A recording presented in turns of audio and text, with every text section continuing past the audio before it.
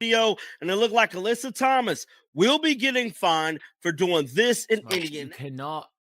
You cannot be there chirping with fans the whole game. You cannot be allegedly telling fans DeWanna chose to join a real battle. We all expected this. I even called it out before the game in my live. But somehow, booing DeWanna Bonner has become...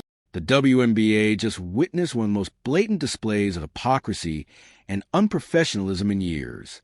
A so-called veteran leader spent the entire game taunting Indiana Fever fans, only to duck the media afterward like a frightened child when it came time to answer for her behavior. Alyssa Thomas had all the smoke for the Fever fans. That's all I'm gonna say. Like, it wasn't just like just normal smoke. It wasn't just normal beef. It was what people from the country will call Dublin. She had the big smoke. Like, she absolutely had all the beef for... She, let the fans hear it, all of this stuff. Satu there, telling the fans to keep up the booze. And what did they do? They lost. And what did Alyssa do? This is the story of a player who thought trash talk, threats, and bravado would go unchecked until real accountability came knocking. Being a professional means showing up when the questions get tough. She didn't. Supposed to be a celebration right now in the WNBA dump, but for some reason, and this should come as a surprise to no one, for some reason, WNBA players, they're just not in a joyous mood. They're not in the mood to express their appreciation, their gratitude to the people who gave them something worth celebrating. Instead of showing their appreciation, these bitter, entitled, insufferable players, they continue to engage in a war with their own. When Alyssa Thomas and the Phoenix Mercury rolled into Indianapolis on a fiery Wednesday night, she expected to embrace the villain role. Instead, she faced a fan base justifiably upset with Dana Bonner and a league no longer willing to tolerate tantrums when the lights are brightest. DeWanna Bonner, first time coming back to Indianapolis after pretty much quitting the team. And I'm sticking to my guns saying that she quit the team because in my eyes, that's definitely what she did. Now, she went on record and stated that the role that she had possibly wasn't good enough for her. The fit just wasn't working. But at the end of the day, all of it points to the arrows of what? Quitting the basketball team. There's no way to justify it. From the opening tip, the writing was on the wall. But Thomas was too busy jawing at fans to notice. She spent the game mocking the crowd like a schoolyard bully and allegedly claimed Bonner joined a real team. Let's talk about what's really real. Alyssa. Where basically you can see Alyssa Thomas going back and forth with a fan, man. I mean, she just, I don't know if she just can't ignore anybody that's just coming at her. You know what I'm saying? And I'm pretty sure it's not anything racist or anything like that. I just think they get under her skin. they just get under her skin. And maybe since her first incident, whatever the case may be, she just didn't like it. So after that, she just can't stand any other Fever fan base. So what did the WNBA do? Exactly what any legitimate league should. They fined Thomas and the Mercury for violating one of the most basic professional responsibilities, facing the media post-game. 2025 WNBA media access policy states no later than 10 minutes following the game, each head coach and 2 players, leading scorer and key contributor per team, be available in separate press conference room for in-person Zoom meetings. AT and the Mercury will likely be fined because they chose to break the rule.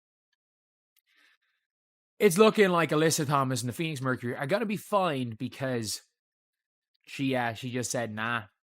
She just said nah. This wasn't a gray area. WNBA rules require media availability within 10 minutes after the game. Coaches, top scorers, and key contributors must attend. It's not optional. Thomas had her chance to explain herself after a dominant performance, and instead, she vanished, leaving her coach and teammates to clean up the mess. We seen Alyssa Thomas jawing at it with fans, kind of, making a complete fool of herself, and now she's finna be getting fined because she refused. This is professional sports. Rivalries, competition, and fan engagement come with the territory. Fans are allowed to voice opinions, even harsh ones, as long as the line isn't crossed. Personal attacks? Unacceptable. Game-related criticism?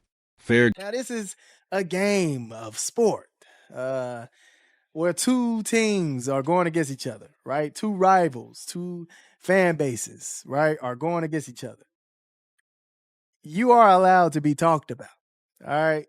You are allowed to be talked about as long as they are keeping it within the game and, not really attacking anything personal or talking about family members or, you know what crosses the line, right? Y'all know what crosses. Let's be clear.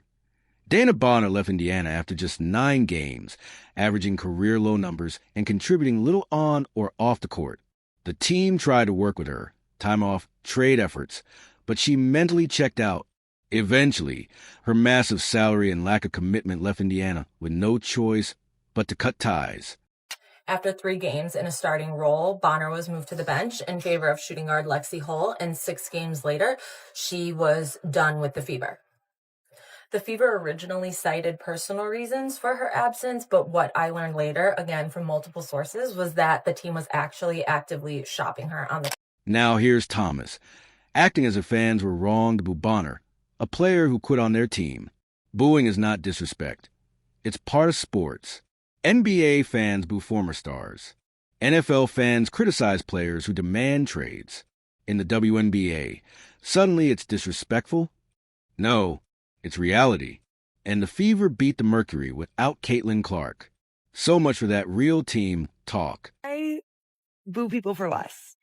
I boo people for way less. Like if somebody played for my team, my favorite team, and they left after 9 to 10 games, wasn't a good fit. I'm sure she dealt with some shit. I'd feel the type of way her coming back into my house. That's just fandom, okay? So, again, open to constructive feedback. I think that's sports, man. I'm going to be booing people all the time. I love it. Boo. I love. After all that tough talk, when Thomas had her chance to defend her actions, she ghosted the press. The WNBA responded with fines, just as it did to the New York Liberty for similar violations. You can't spend 4 quarters taunting fans and then run when it's time to answer for it. That's not tough. That's cowardice.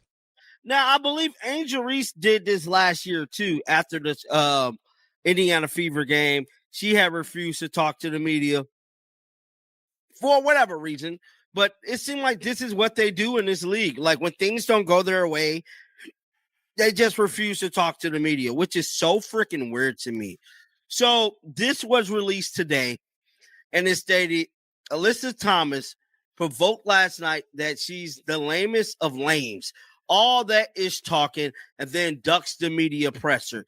That's exactly what she did. What makes this worse is the contrast with how others handle scrutiny.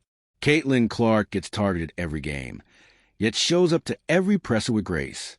Even Bonner, despite her disappointing stint, played and faced the music.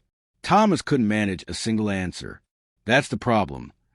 Many WNBA players still aren't ready for the real attention the league is now getting.